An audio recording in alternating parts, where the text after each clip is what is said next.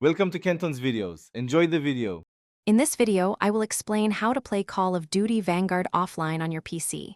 Many players want to enjoy the game's story mode without needing a constant internet connection.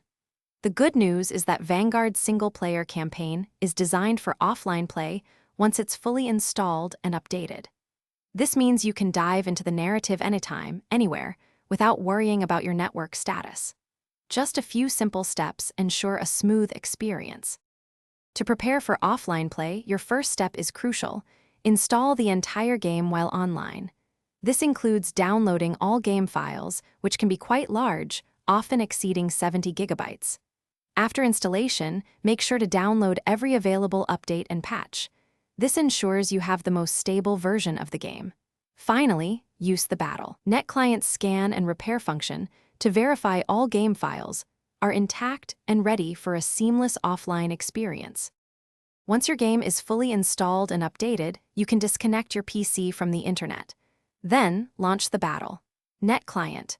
It should detect the lack of an internet connection and offer to start in offline mode. Accept this prompt. From there, simply navigate to Call of Duty Vanguard within the client and launch the game. Once in the game's main menu, select the campaign option, and you'll be ready to enjoy the story mode completely offline.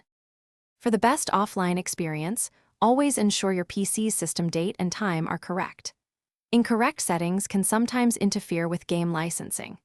Keep in mind that only the single-player campaign is accessible offline. Multiplayer, cooperative modes, and other online features will be unavailable.